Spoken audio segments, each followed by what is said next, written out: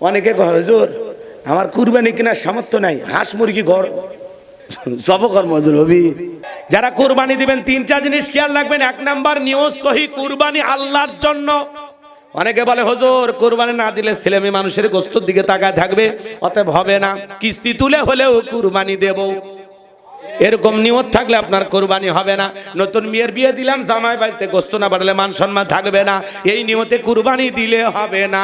কুরবানি করা মানে কি খাওয়া না, কুরবানি করা মানে কি ত্যাগ করা, স্যাক্রিফাইস করা, বিলিয়ে দেয়া, বন্টন করা। ভোগের নাম কুরবানি নয়, ত্যাগের নাম কুরবানি। নিজে না খাইয়া অন্যের মুখে হাসি ফোটানোর নাম হলো কুরবানি। তিনটা জিনিস খেয়াল রাখবেন। ও চাচা, ও চাচা, আজা আজা আজা চাচা, ও চাচা, আরে কিসের পেশা? দোয়াটা করবে, দিবেন না এক্ষুনি দোয়া হবে। আজ এসে গেছে, বুঝতে পারছি আপনাদের অবস্থা খারাপ, মেলা বাজে, কষ্ট হচ্ছে আপনাদের। শোনেন শোনেন, তিনটা জিনিস খেয়াল রাখবেন। কুরবানির ওয়াজ ইমাম সাহেব করবে। এক নাম্বার, নিয়ত সহি, কুরবানি আল্লাহর জন্য। কার জন্য? দুই নাম্বার, সুদের টাকা, ঘুষের টাকা, হারাম উপার্জনের টাকা দিয়ে কুরবানি দেওয়া হবে না। আল্লাহ পবিত্র, তিনি পবিত্র বস্তুকে ভালোবাসেন, হালাল উপার্জনের টাকা হলে। তিন নাম্বার, ফাসল্লি লিরাব্বিকা ওয়ানহার, আগে সালাত আদায় করো, তারপরে কুরবানি করো। নামাজি হয়ে কুরবানি দেবেন, কোন বেনামাজির কুরবানি আল্লাহর দরবারে কবুল হবে না। আপনি 7 জন একটা গরু ভাগে কেনে, 4 জন দড়ি ধরে টানেন, পিছন থেকে 3 জন ঠেলেন, এমন দুর্বল গরু যেই গরুর উপরে বয়স্ক ভাতা ওয়াজিব, এমন দুর্বল গাবি জবাই করলে হবে না। আল্লাহ বলেন তাসুরুন নাযিরিন, চমৎকার হুষ্টপুষ্ট দেখতে সুন্দর একটা গাবি জবাই করা লাগবে। কথা ক্লিয়ার? এ কথা ক্লিয়ার? আর কোন অবস্থায় কোন বেনামাজির সাথে ভাগে কুরবানি দেবেন না, দেবেন না, দেবেন না, দিবেন না।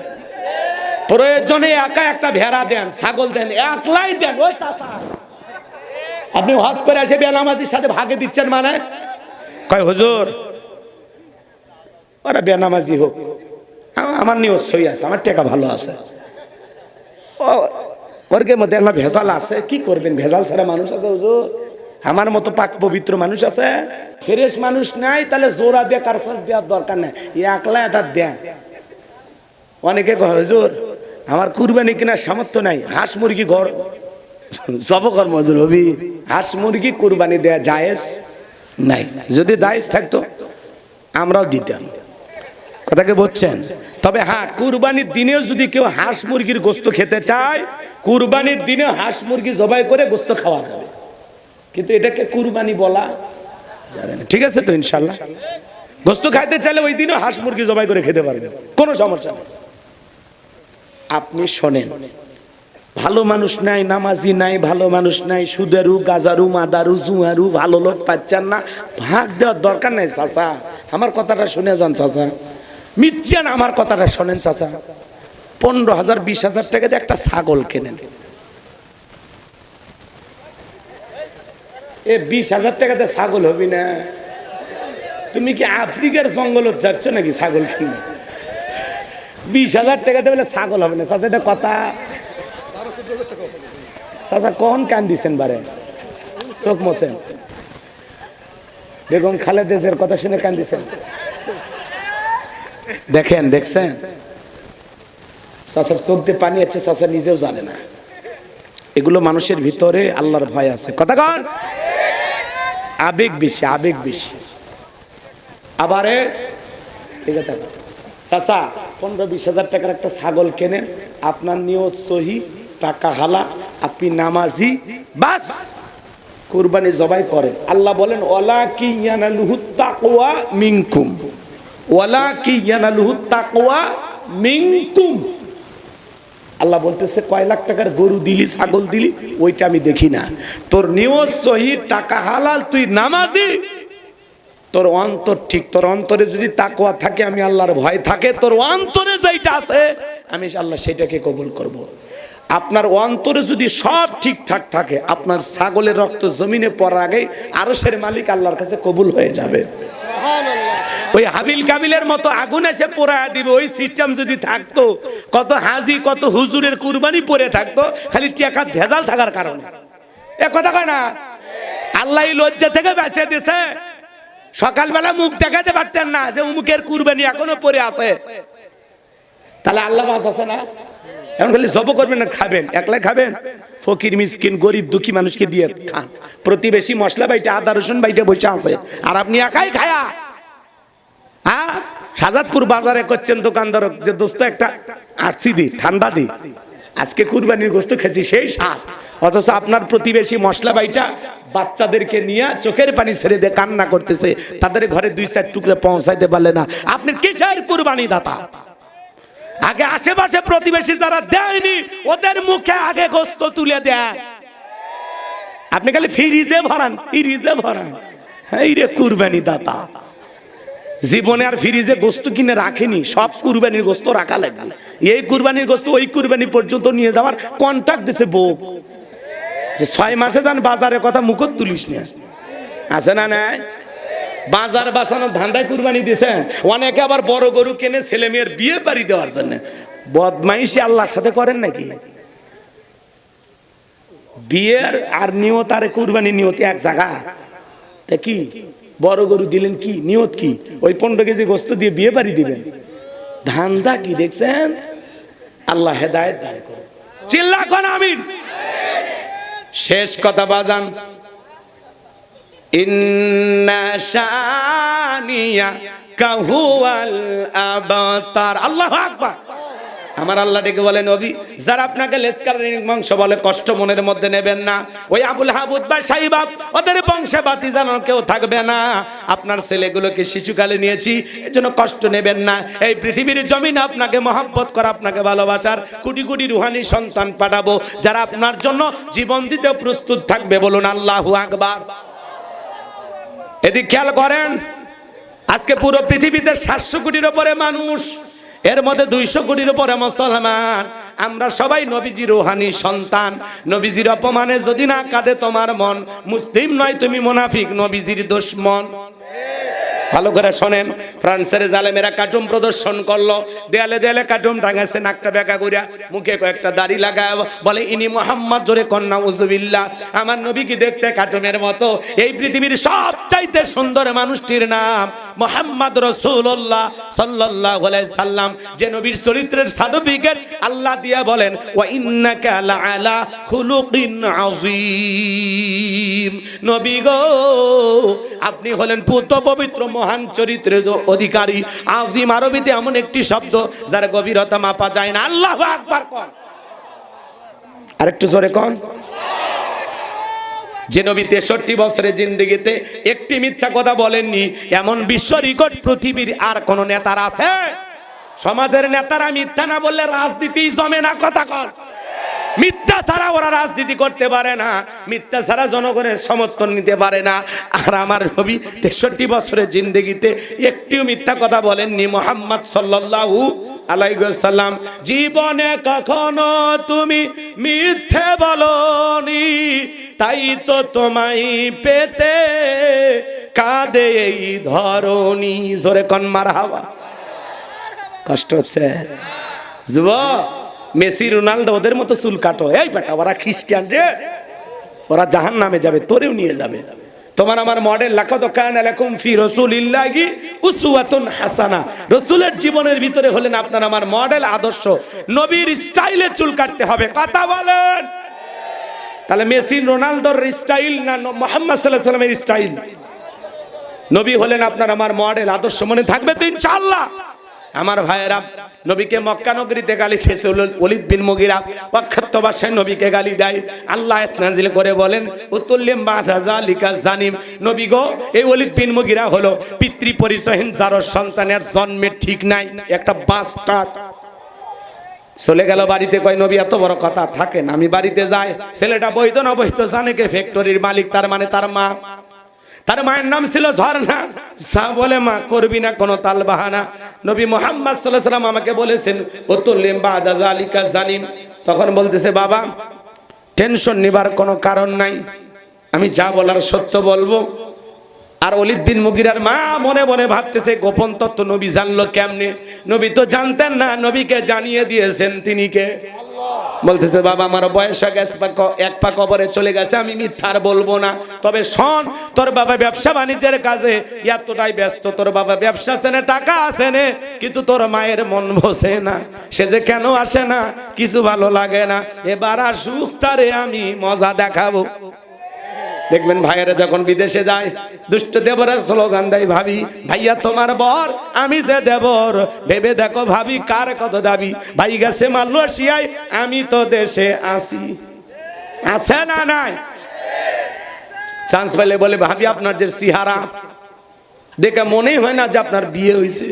আছে না নাই? ভাবি আপনারা না দেখলে আমার রাতের ঘুম আসে না, এরকম দুষ্ট পোলাপান আছে না নাই? ভাবি এগুলো এনজয় করে, কারণ ডিজিটাল ভাবি, এগুলো শোনাওয়ার স্বভাব, এগুলোকে এনজয় করে। ভাবির অন্তরে যদি আল্লাহর ভয় থাকতো, ভাবি যদি নেককার হইতো, ডেকে বলতো কুল্লিল মুমিনিনা গুদ্দুনা মিন আবসারিহিম। আল্লাহ বলেছেন মুমিন পুরুষের দৃষ্টি থাকবে নিচের দিকে। আমাকে দেখার অধিকার তোর আছে, আমাকে দেখার অধিকার তোর আছে না নাই? আমাকে দেখার অধিকার তোর ভাইয়ের আছে, কিন্তু তোর জন্য আমাকে দেখা জায়েজ নাই। ঘর থেকে বের হয়ে যা, যা বের হয়ে যা। মা বোন আছে যারা আবার শুনতেছেন, মা দুইটা পুরুষ হইতে আপনারা সাবধান থাকবেন। একটা দেবর আর একটা দুলা ভাই, এরা হলো মৃত্যু তুল্য, বিষাক্ত সাপের চাইতেও ভয়ঙ্কর। কথা বল। আজকে ছোট ভাইয়ের বউ বড় ভাই দেখেছে, বড় ভাইয়ের বউ ছোট ভাই দেখেছে, শালিক দুলে ভাই দেখেছে, দুলে ভাই শালি দেখেছে। এই জন্য তো আজকে আমাদের জীবনে অনেক সমস্যা। ঘরে পর্দা নাই, তো পর্দা আল্লাহর বিধান, পর্দা নাই।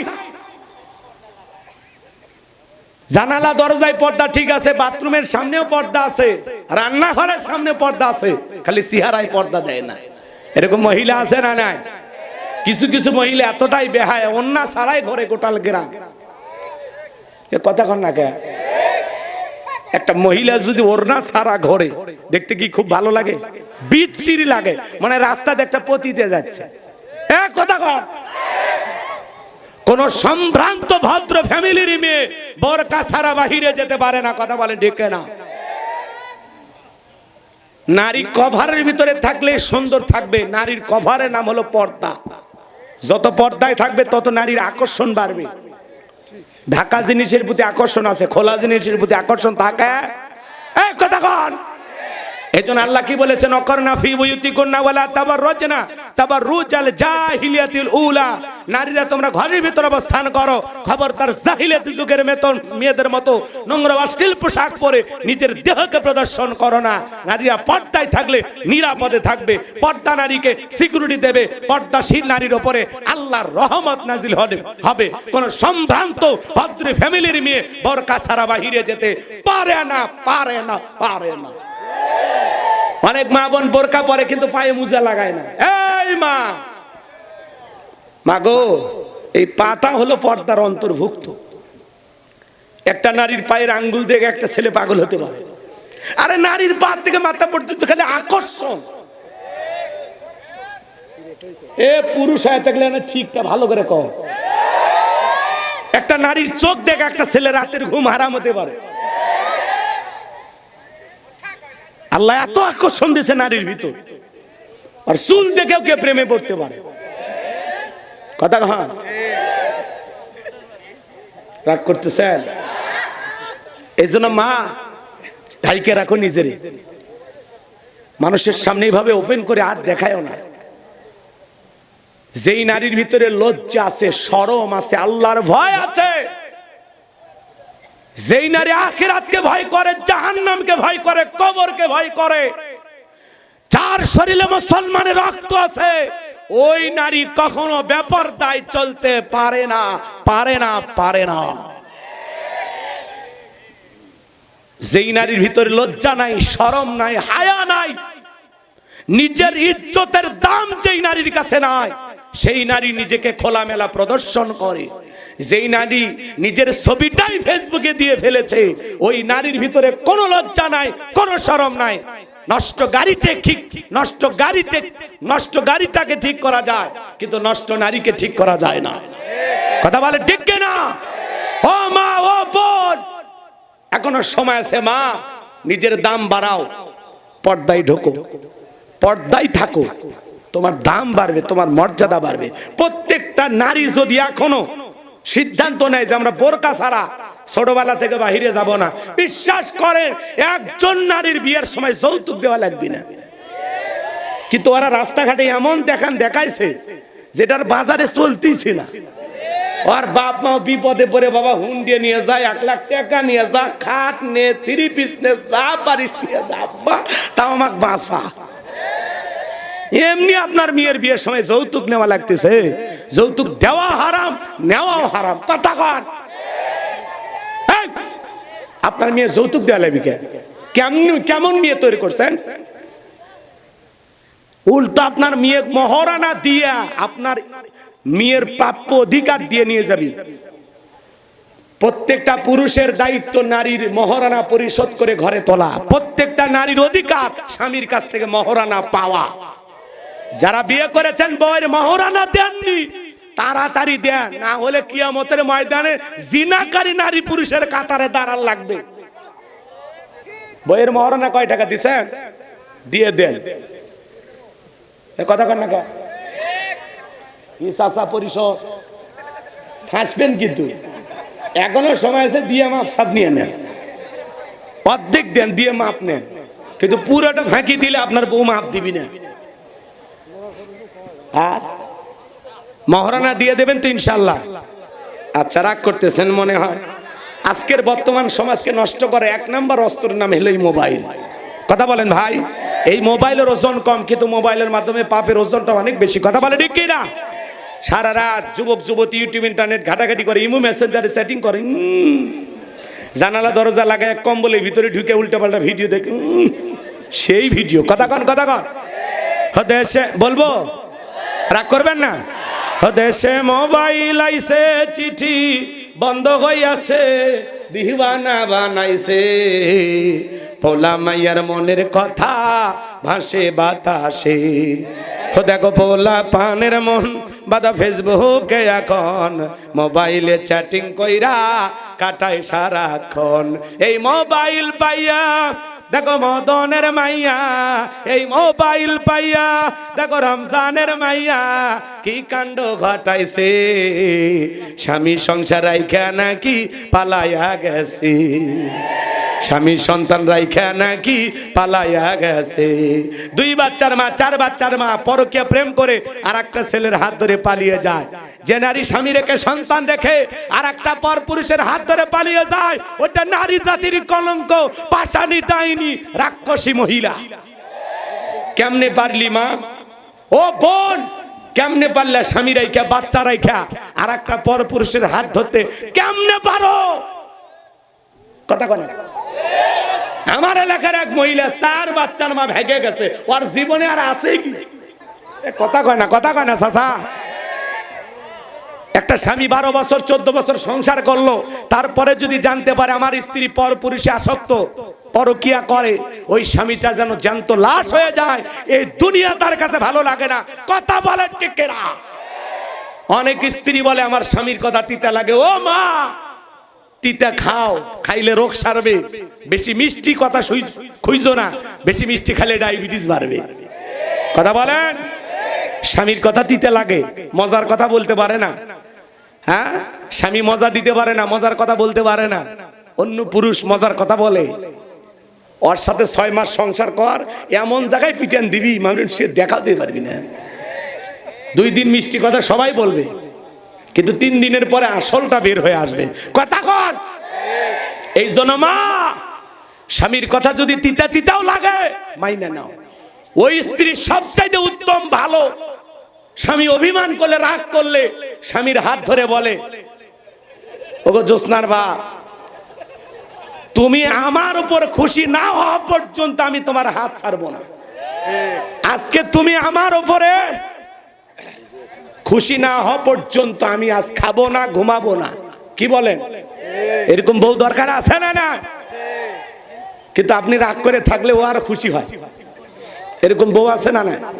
স্বামী রাগ করাতে বউ যদি খুশি হয়, বুঝে নেবেন ওর ভিতরে আর একজন আছে, ওর ভিতরে ওর মনের মধ্যে আরেকজনের ছবি আছে, আপনি নাই। কথা কন ঠিক। যেটা প্রকৃত স্ত্রী, সে একদিন স্বামী যদি মন বেজার থাকে ওর দুনিয়াদারি অন্ধকার হয়ে যাবে। কথা কন, ও খালি ছটফট করবে স্বামীর সাথে মিষ্টি কথা বলার জন্য। এরকম বউ দরকার। হ্যাঁ, কি ভাব করে পাবো কোনে, ঠিকানা দেবনি, ভাব দেবো, আবার বই খোঁজার ঠিকানা চাচ্ছে।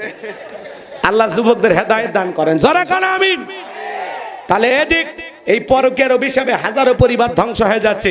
এই পরকীয়ার জন্য শুধু নারী দায়ী না, পুরুষও দায়ী আছে। এক হাতে তালি বাজে না। যুবক, তোমারও দোষ আছে।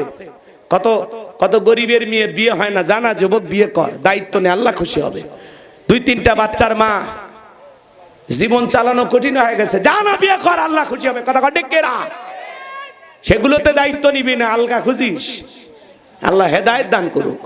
যুবক, তোমার বইয়ের সাথে কেউ পরকীয়া প্রেম করলে মানবা? মাইনা নিবা নাকি? তাহলে যার সাথে পরকীয়া প্রেম করো, ওইটা তো কারো কারো না কারো না কারো বউ, কারো না কারো মা, কারো না কারো মেয়ে। একটু লজ্জা লাগে না? একটা মেয়ের স্বামী আছে, সেই দিকে তোর নজর, তোর রুচি এত খারাপ, তোর রুচি তো হিরো আলমের সেই তো খারাপ। কথা কন না কেন? রাগ করতেছেন? আল্লাহ যুবকদের হেদায়েত দান করেন, যারা করে আমিন। আর কথা বাড়াবো না। আমার ওলীদ বিন মুগীরার মা বলতেছে, বাবা রে, ব্যবসা বাণিজ্যের কাজে তোর বাবা এতটাই ব্যস্ত থাকতো, তোর বাবা ব্যবসা জেনে টাকা চেনে, তোর মায়ের মন বোঝে না। বাড়ির আশেপাশে তোর চাচা ঘুর ঘুর করতেছিল, তারে দিয়া ভালোবাসা বিনিময় হয়েছে, তার ফলে তোর জন্ম হয়েছে। নবী যে তত্ত্ব দিয়েছে 100% সত্য। তোর বাপ তোকে জন্ম দেয় নাই, তোরে জন্ম দিয়েছে তোর চাচাই। বুঝে নেবেন বাজার, আজ নবীকে গালি দিবে যারা, অবৈধ যারা সন্তান তারা। তুমি আমারে গালি দাও, মাইনে নেব। আবার দলকে গালি দাও, মাইনে নেব। আমার বাপ মাকে গালি দাও, মাইনে নেব। কিন্তু নবী হলেন আমাদের কলিজার টুকরা নবী। নবী কেন যদি কে কুরুচিপূর্ণ মন্তব্য করে, আজে ভাষায় গালি দেয়, অকথ্য ভাষায় গালি দেয়, ওই নাস্তিক বেঈমানকে ধইরা জিহ্বা টান দিয়ে ছিঁড়ে কুকুরকে খাওয়ায় দেব। নবীজির অপমান মেনে না হবে না। নবীর জন্য কারা কারা জীবন দিতে প্রস্তুত, হাত তুলে দেখা। লিল্লাহি তাকবীর। বিশ্ব নবীর অপমান, বিশ্ব নবীর অপমান। কোন জালেম যদি আল্লাহকে কটাক্ষ করে, ওই যে আউল বাউল গালি দেয় না, আবুল হোসেন সরকার, ওর জিহ্বা কাটা দরকার। কথা কন। যারা আল্লাহকে গালি দিবে, নবীকে গালি দিবে, আম্মা জান আয়েশাকে গালি দেবে, আলেমদেরকে গালি দেবে, ওই নাস্তিক বেঈমানদের ফাঁসি দিতে হবে। যারা কোরআনের গায়ে লাথি মারে, ওদের পা কেটে ফেলতে হবে। আল্লাহর এই জমিনে যারা আলেমদেরকে অপমান করে, ওরাও অবৈধ জারর সন্তান। কথা ঠিক। যারাই আলেমদেরকে গালি দিবে, ওরা কি জারর সন্তান, ওদের জন্মের ঠিক নাই। কথা বলে ঠিক না? আল্লাহ পাক আমাদের সবাইকে আশিক রাসূল হওয়ার তৌফিক দান করুন। ওয়া আখিরি দাওয়ানা আনিল হামদুলিল্লাহি রাব্বিল আলামিন।